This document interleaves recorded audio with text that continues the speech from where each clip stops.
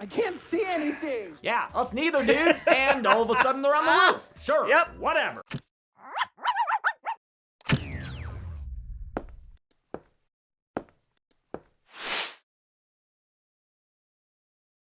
Hey guys, my name's Dan, and today's reaction comes from Dead Meat. This is Black Friday 2021 kill count. Now I know Black Friday and Cyber Monday have both come and gone, but even though that does have a lot to do with those holidays, I feel like this has more to do with retail work in general, but we'll get into that at the very end of this. Before that, though, we are going to get to see how exactly this movie was made with hopefully some Devon Sawa and the legend himself, Bruce Campbell. But before we even get into that, if you enjoy other Dead Meat videos, I reacted to so many of them for you. And if you want to see future reactions that I do, you can go right below this video, click that like button, the subscribe button, and ring notification bell, because always I let you see past, present, and future reactions that I do. But also helps me with the algorithm, helps get more eyes on my channel. And speaking of getting eyes on channels, go on over and support Dead Meat if you haven't already. I'll leave a link to that along with many other things down in the description.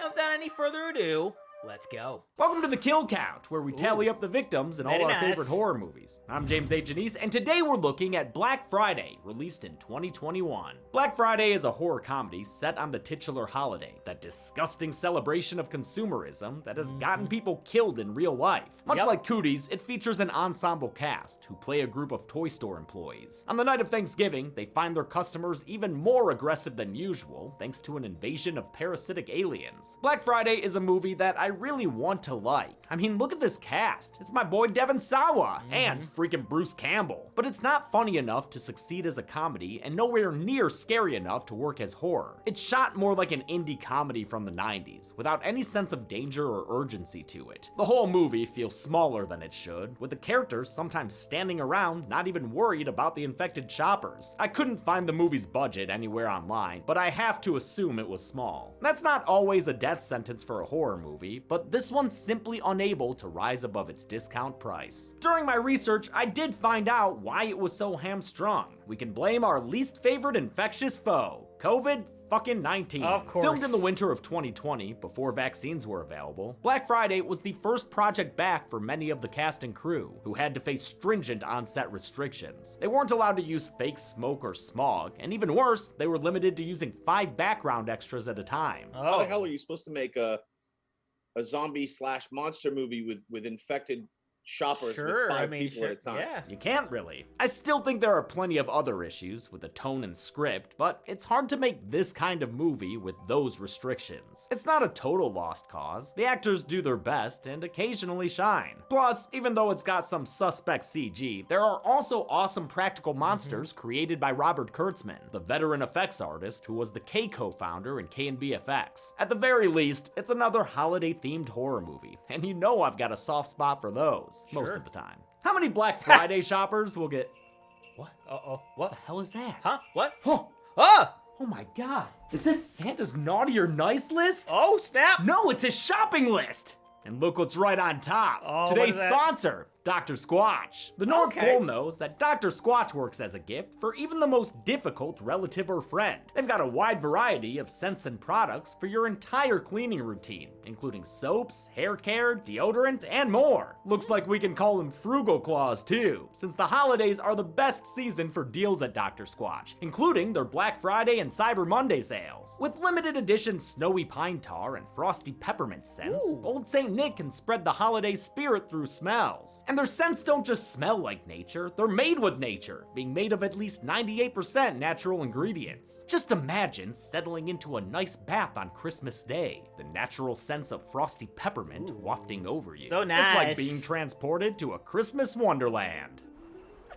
Oh no! James, no! That's better. All of the scent, none of the drama. You don't have to wait for Santa. New customers can use code DSQDeadMeat25 to get 25% off orders that are $40 or more. That's code DSQDeadMeat25 for 25% off Dr. Squatch orders that are $40 or more. Anyway, where was I? Oh, right. How many Black Friday shoppers will get bruised and bashed like a Thanksgiving cranberry? Let's find out and get to the kills. The movie begins on a misty November morning. At Walmart, a guy named Monty preps for Black Friday, though that font seems less holiday spirit and more spirit Halloween. When a meteorite punches a hole through the ceiling, wise man Monty follows the North Star fragment to find something gross and pulsating. It splooges his face with a tentacle, and his co-workers find him transformed off screen. This is one of those messy movies when it comes to kills. I'll count transformations, but only if they're named characters or featured extras. I'm not gonna count the transformed randos in the background, especially since it'd probably be inconsistent. Loungy holiday music plays over Gaussian blurred, public domain looking holiday havoc. It's like a lesser version of Krampus's opening, which also featured retail hysteria. This is the shopping hell of Black Friday, which will soon be arriving at We Love Toys. Co-workers Ken and Chris are carpooling there for their late night shift. Coming to the ring, weighing 35 pounds, looking like an absolute vegetarian.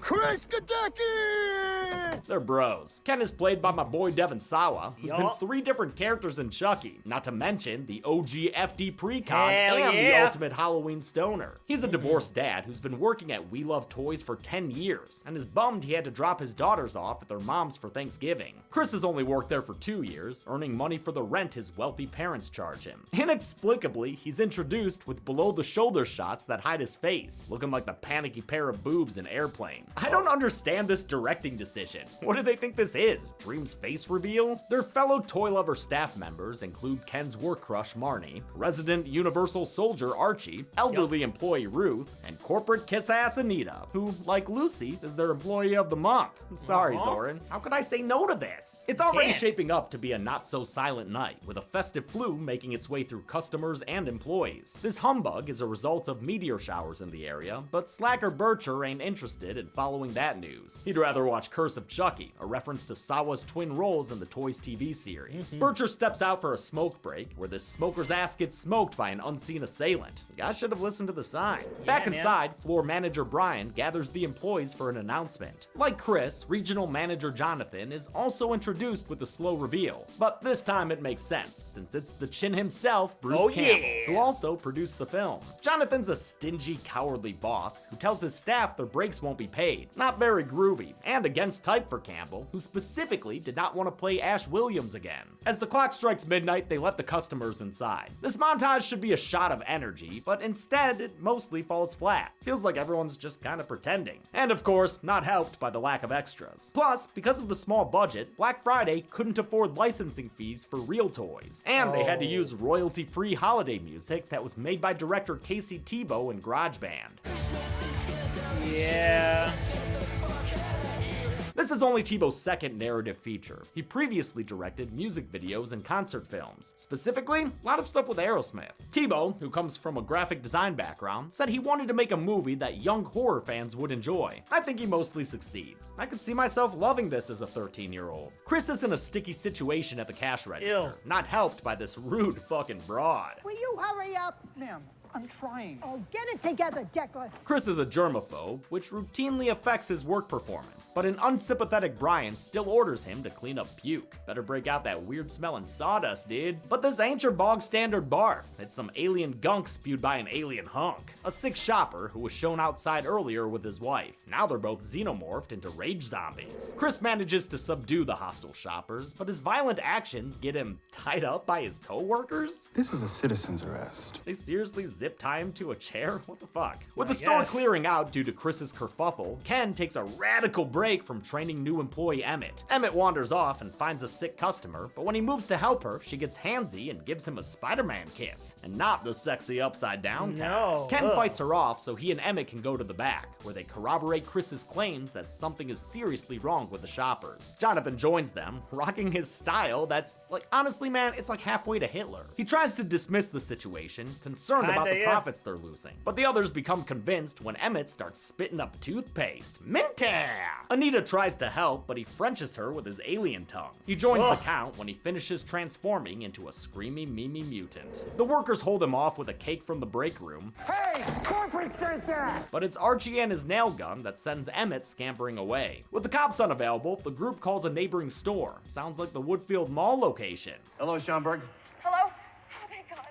Our shoppers are going crazy. They're attacking us. We can't get out. Screenwriter Andy Groscoviac was inspired by working at a Toys R Us in the Chicagoland area, which is why the characters name drop Chicago suburbs like Schaumburg and Bartlett. However, the film takes place in Boston and was largely shot in a former Babies R Us in Attleboro, Massachusetts. Director Tebow wanted to shoot in his home state and employ local cast and crew. Respect for that. Anita starts mutating as well, getting her added to the kill count. The workers flee back onto the floor, where they discover a legion of killer customers, one of whom is dragging an employee sold for 50% off.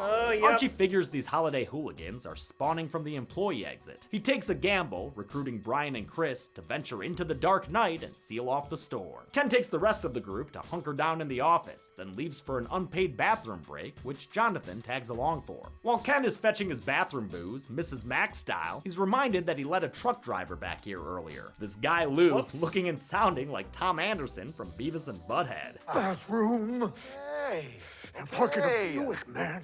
God, you can see the squiggling outlines on this guy. A now infected Lou emerges and attacks Ken, straight up throwing him through the wall into the ladies' room. This is an all-genders bathroom now. Jonathan tosses Ken a piece of his broken booze bottle, which Ken uses to stab the infected Lou through the neck. Back on the floor, Archie and these jugheads creep through the way too empty holiday hellscape. Not much of a sense of danger here until Brian pops the silence. That brings around two infected shoppers, who Archie handily handles. He kills one with a nail gun before she can attack Chris, and bashes down another that tries to run in through the side door. Archie is played by Michael Jai White, a martial artist actor probably best known as Spawn. Hell yeah, as a damn good Jax in Mortal Kombat Legacy. Ruth and Marnie watch the security cams and see the boys close off the exit. Then Marnie notices the shoppers are congregating somewhere else in the store. She follows them to Santa's Village, a display section that's been harboring some goopy alien spores. Those spores have now hatched into a blob-looking pink mass, and as Marnie watches, two shoppers help it grow by slithering their way into the galactic chewing gum. Make my monster grow! This grow! thing?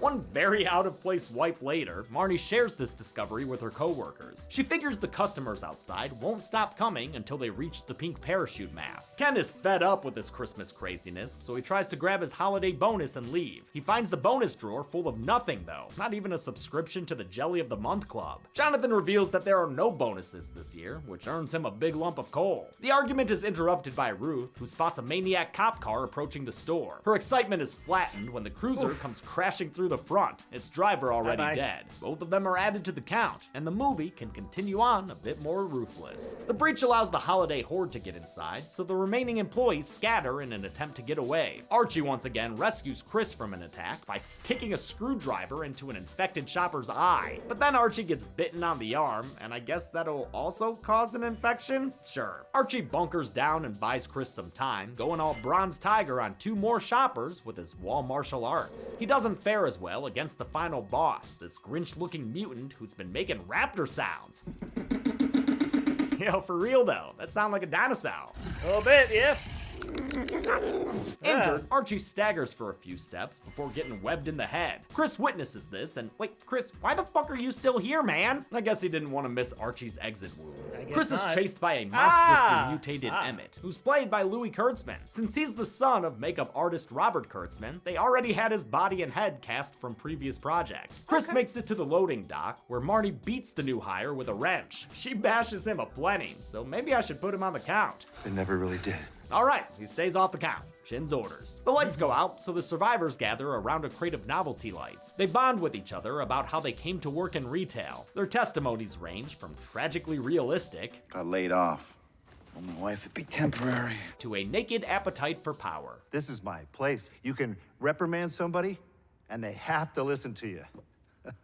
Chris complains that this toy dreamland is nothing more than a spiritual breakdown. It's a prison. It's a ruse.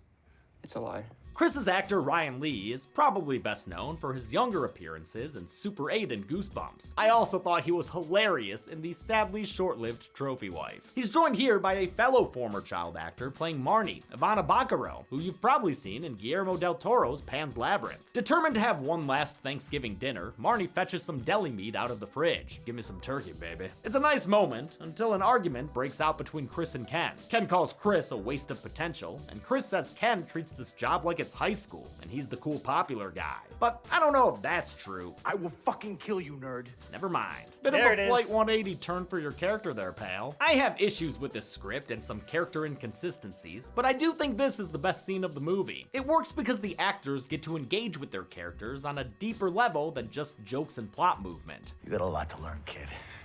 Kid. You're not your kid. You see me way too often to be your actual child. Chris brings up Ken's courtship of the much younger Marnie, who admits that she thinks of Ken as nothing more than a Delphi makeout bud. Passes the time. With the mood sufficiently soured, they decide to look for a way out. They realize Lou's truck is still parked in the loading bay, and Marnie remembers him saying that the keys were still in the ignition. Their planning is interrupted by the infected Emmett, who survived his earlier beating. I told you they never die. That you did, Bruce. That you did. Even with Emmett's new set of choppers, Ken's able to put him down with some help from Brian. They finally add him to the count via beating with a nearby tool bag. Ken hasn't emerged unscathed though. He finds a bite mark on his arm, meaning he'll soon be a friendly ghost. Chris and Marnie try to think of a solution, but Ken opts to stay behind, even though he had just been talking about surviving to see his daughters again. The rest of the crew heads off for Lou's truck as Ken waits around for the infection to take him. He passes the time with Dour Dennis, a malfunctioning recalled toy voiced by Sawa's Idle Hands co-star Seth Green. Been a long day. Oh, I even knew that. That's awesome. Green did this as a favor for his friend, director Tebow, who is credited as a producer on Green's directorial debut, Changeland. Green recorded his Dour Dennis lines in an hour over Zoom. Ken's attention is drawn to a banging near the doors. It's the super mutant shopper who killed Archie. This creepy crawler is actually the angry grandma who yelled at Chris earlier. She was last seen sitting above the pink blob, back when it looked more like Nimbar. With the confirmation that this monster was an established character, I'll put her infection on the count. While Granny Grinch's human form was played by Peg Holzimer, her infected form is portrayed by Mark Steger. This experienced creature actor has been on the kill count before, as a couple of monsters in Scary Stories to Tell in the Dark, and as the Demogorgon in Stranger Things. The creature, nice. credited as Monster Angry Gran, was designed to be vulture-like in its appearance, showing what Tebow thinks of Black Friday shoppers. The SLC punk roller skates away and tosses Dennis as a distraction. The malfunctioning toy sparks up and starts a fire. Good thing they recalled this infant incinerator. Thing was too dour for kids anyway. My wife left me, so I guess we can do whatever the fuck we want. All of a sudden, the other surviving employees are in Lou's truck, or at least a set that's supposed to be a truck bed.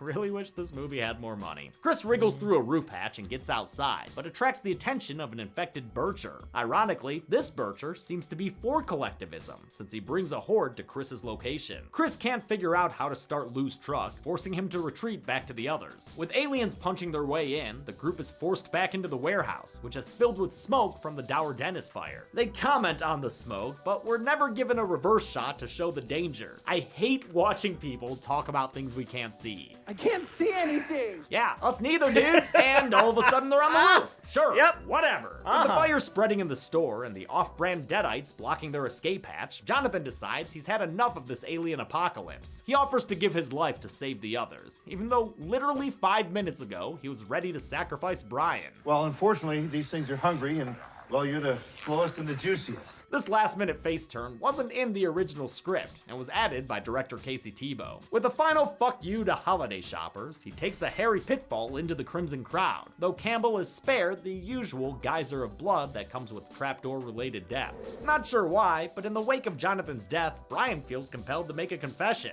I bit Ken. Yep, turns out Ken's bite mark was actually from Brian, meaning, like Santa, his infection isn't real. Sorry, kids. Marnie gets mad and starts a fight that knocks her and Brian off the roof. The good news is, they've accidentally found a way to escape. The bad news is, at least for germophobic Chris, their landing pad is a pile of garbage. Chris is hesitant to jump, but the pink mass bursting through the roof gives him a helpful push. Back inside, Ken gets some service on his phone and discovers his family is safe at an evacuation site. His victory is short-lived, since the monster grabs him. She drags him onto the main floor, where this cotton candy glob is reaching Clownzilla proportions. As Ken watches, Gran gives herself over to the growing mass. He hits her with his skate as a parting fuck you. Outside, the remaining crew witnesses what that pink glob's been growing into. A giant melty kaiju that would send any Power Ranger packing. Absolutely. It could only have one name. It's Mom fucking Kong. Mama Kong? How the hell did they not go with Karen Kong? It was right there. This Yeah, thing is it a kinda practical was. suit worn by an actor. shot against a green screen to make them 80 feet tall. Kurtzman was thrilled to work on it. Brian decides that it's his turn to become uncharacteristically heroic. Since the creature is made of shoppers, he tries to talk it down with customer service, only for the alien monster to flick Brian away like a paper football at the kids' table. Ken manages to escape the flaming toy store and reunite with his work friends in the parking lot. Like all good roller skaters, he's got a brand new key, to his car that is, so they can get away. Unless this Cloverfielder strikes them out first. Chris gets an idea and has Ken distract the not-so-little giant while he makes a run to a nearby forklift, whose driver met a chewy off-screen end. Unlike Lou's truck, Chris does know how to operate a forklift. He mentioned getting certified earlier. And if he's like my buddy Rick, he'll never shut up about it either. Love you, Rick. Chris starts driving the forklift towards the giant monster, which thwips onto the vehicle as Chris sets it in reverse. The creature strains to pull in its prey, and when Chris leaps from it, it yanks the forklift straight into its face. Well, one of its faces. There must have been some tetanus on those metal tines, since the eye stab is enough to collapse this Christmas kaiju back into the flaming wreckage. I know this thing is made up of a bunch of infected shoppers, but I'm still only counting it as one kill. That's fair. With the immediate threat neutralized, the survivors pile into Ken's car. The movie ends as the trio drives to greener pastures, passing by a couple of other giant creatures that watch them from neighboring stores. How many people got slashed like prices on Black Friday? Let's find out and get to the numbers. But first, I gotta be a boss. All right. Attention, dead meat team. Yes, Yep. attention, dead meat team. This is Okay. your boss, James A. Janice, broadcasting over the mandatory home PA system that I made you all install. Just letting you know that this year there will be no holiday bonuses. Damn! At least in money form. That's messed Instead, up. I'll be giving you Chucky dolls. We have way too many of them in this house. And Chelsea doesn't like it when I bring them to bed with us. So, thank you. Have That's a good weird. day. But I already have one of those. I can use a Chucky doll. Typical Chucky. Oh, God! I counted 26 kills, or transformations of actual characters, in Black Friday. The victims included 13 males, 12 females, and one big old kaiju thing. That gives us this pie chart, but since it's the day after Thanksgiving, let's have a second pie, showing how 15 victims were people who got killed or infected, 10 victims were infected people getting killed, and again, one was a giant kaiju thing. With a runtime of 84 minutes, we had a kill on average every 3.23 minutes. I'll give the golden chainsaw for coolest kill to that mega monster at the end, if only for the movie's commitment to this insane-looking practical creature. Dull machete for lamest kill will go to Brian, since his actions felt unmotivated, and it's a bloodless flick. And that's it. Black Friday was released in 2021, just a week before the actual holiday. We're back to weekly episodes now, so tune in Friday for Bodies, Bodies, Bodies. Until then, I'm James A. Janice. This has been the Kill Cow. Hey everybody, thanks a lot for watching. All right, so I didn't hate it as much as James did. There were certainly moments that were kind of cringy at times, and I didn't really find the movie particularly funny. I did enjoy, though, some of the themes from this movie, because that's kind of like, from what I know, because I have friends who've worked in retail, how they sort of feel during Black Friday, how overwhelming it can be, and how everybody basically turns into zombies trying to buy the whatever random thing that's on sale for like 30% off or whatever. And then you also have the other element of it, because they talk about basically their troubles of working in this place to begin with. And then you see like the literal monster that the store turns into, which I'm sure a lot of different retail store workers who have worked at retail stores over the years can sort of relate to a place like that sort of turning into the worst place ever, turning into a gigantic monster. But that's going to do it for me here. Before I go, though, I want to give a huge shout out to all of my $5 and up supporters on Patreon.